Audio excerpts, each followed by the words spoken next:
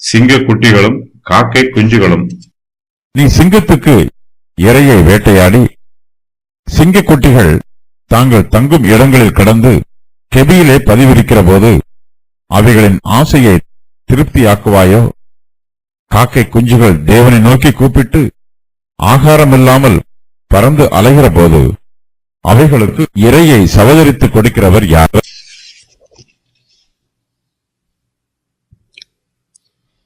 கர்த்தர் மனுஷருக்கு போஜனம் கொடுத்து போஷிப்பது போலவே மிருகங்களுக்கும் போஜனம் கொடுத்து அவற்றையும் போஷிக்கிறார். தேவன் தம்முடைய மகத்துவத்தையும் மாயையும் பற்றி யோபுவிடம் செல்லும் போது இதுவரையிலும் வானத்தில் உள்ள நட்சத்திரங்களையும் மேகங்களையும் மின்னல்களையும் பற்றி சொன்னார். இப்போது தம்முடைய தெய்வீக பராமரிப்பை விவரிப்பதற்கு தேவன் மிருகங்களை பற்றி சொல்லுகிறார். தேவனே சிங்கத்திற்கும் சிங்க குட்டிகளுக்கும் இரையை கொடுத்து அவற்றின் ஆசையை திருப்தி பண்ணுகிறார்.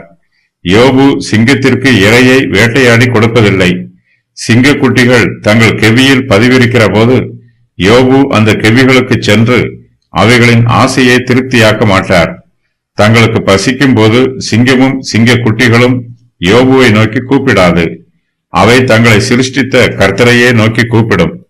தேவன் சிங்கங்களுக்கு போஜனம் கொடுப்பது போலவும் சர்வ சிருஷ்டிகளுக்கும் போஜனம் கொடுக்கிறார். எல்லா ஜீவன்களும் தேவனிடத்தில் இருந்தே தங்களுடைய ஜீவாதாரத்தை பெற்றுக் கொள்கிறது. தேவன் தம்முடைய கிருபையினால் நம்மை போஷிக்கவில்லை என்றால் நமக்கு போஜனம் இல்லை. தேவன் தம்முடைய சிருஷ்டிகளுக்கு எவ்வளவு போஜனம் கொடுத்தாலும் அவருடைய பண்டசாலை ஒருபோதும் குறைந்து போவதில்லை. தேவனுடைய தெய்வீக பராமரிப்பு பரிபூர்ணமானது.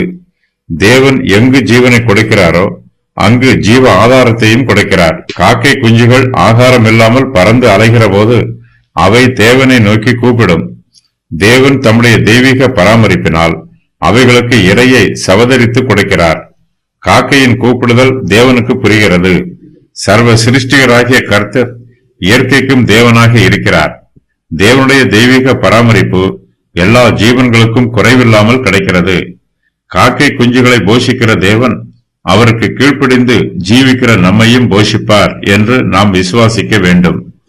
கர்த்தர் தம்முடைய மகத்துவத்தை பற்றி யோபுவிடம் தெளிவாக பேசுகிறார். யோபு தன்னுடைய சிநேகிதரிடத்தில் பேசிய போது தன்னை பற்றி தைரியமாக பேசினார். இப்போது தேவன் தன்னோடு பேசும்போது யோபுவால் தேவனுக்கு பிரதியுத்தரம் சொல்ல முடியவில்லை.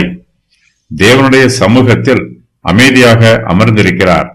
தேவனுடைய வார்த்தைகளை பொறுமையோடு கேட்கிறார். தேவன் சொல்லுகிற ஒவ்வொரு வார்த்தைகளும் யோபுவின் இருதயத்தோடும் மனச்சாட்சியோடும் பேசுகிறது. யோபு தேவனுடைய வார்த்தைகளை தியானித்து பார்க்கிறார். தன்னுடைய உண்மையான நிலைமையை ஆராய்ந்து பார்க்கிறார். தன்னிடத்தில் ஒரு வல்லமையும் ஒரு ஞானமும் இல்லாத போதிலும் யோபு தேவனுக்கு முன்பாக தன்னை இதுவரையிலும் உயர்த்தினார்.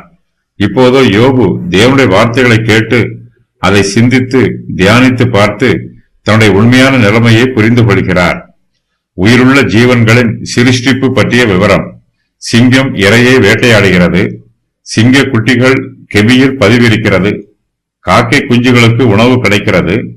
வரையாடுகள் ஈனும் காலம். மான்கள் குட்டி போடும் காலம். அவைகள் சினைப்பட்டிருந்து வருகிற மாதங்கள். அவைகள் ஈனும் காலம்.